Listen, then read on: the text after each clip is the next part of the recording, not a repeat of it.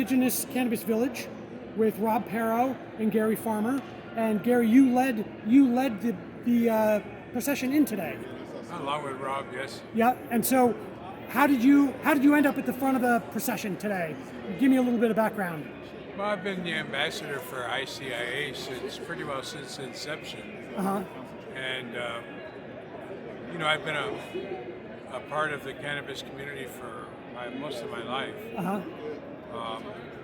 And I'm also a big supporter of hemp replacing everything that's bad in our world. Yeah.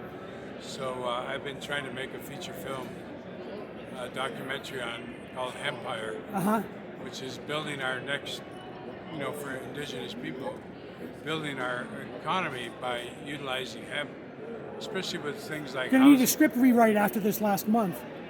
Yeah. And certainly the medicinal side, the cannabinoid side, in terms of health and wellness. With our communities facing 60% incidence of diabetic condition.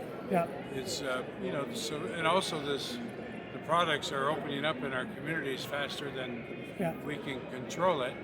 So there's a lot of issues around, trying to create some balance for our people in order to retail and get into the business of cannabis.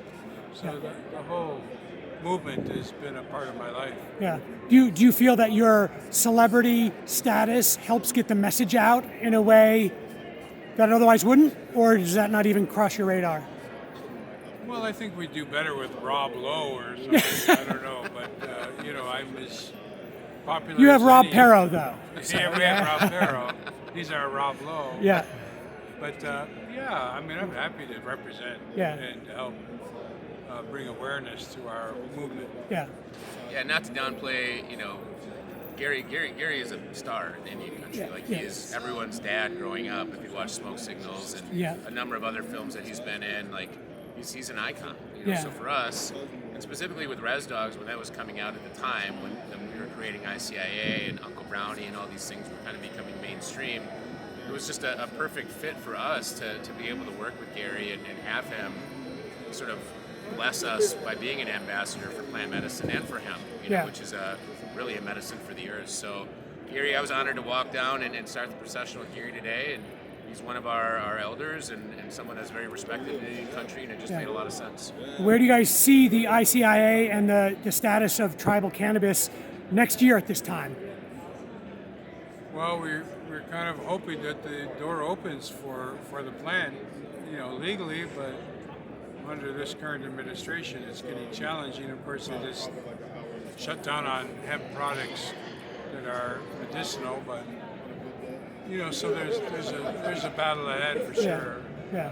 I think that's why we have the association, right? So how do we get organized so that we can fight these battles, or build a case for ourselves to exercise our sovereignty? So ICIA's goal was to really help the tribes get organized, and that's not just tribal governments that are looking to investigate or enterprises that are operating, but it's also native-owned businesses, and it's other non-native operators that want to help grow the industry.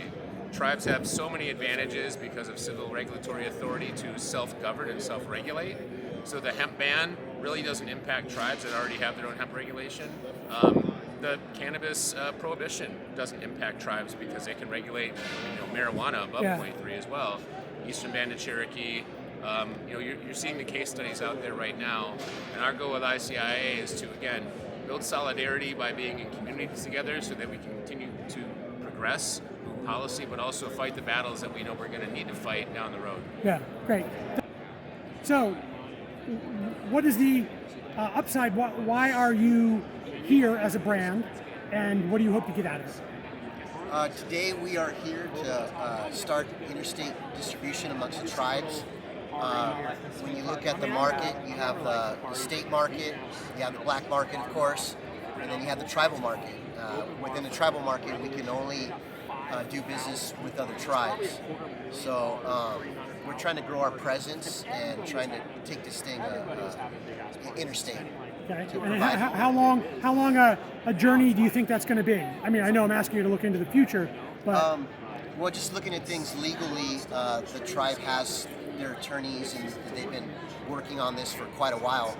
So there are avenues in which they want to take, being that you have the native trade routes as well, and the legalization of marijuana across different states. So that's really I figure it's one of those things that it's going to take a little bit of time to kick off, but once it actually happens, it's the floodgates. And what's that going to look like? Is that going to be so California tribes will be able to have their product in tribal dispensaries in other states that have tribal dispensaries? Is that what that's? That would vice be versa? manufacturing. Like what we do on our campus. Which is located where for people in who are? San Isabel, which is up in the mountains in San Diego, California. Yeah. So beautiful area there, and basically that's what we're looking for is to take California weed and take it across the country. And you have attorneys working feverishly on making sure that there's Everything's an done the avenue. right way. Yeah. Well, within the tribal market, we actually have more stringent rules than the state market. And that's very important, and that's kind of setting the tone and setting the standards. Yeah. Great. Thank you.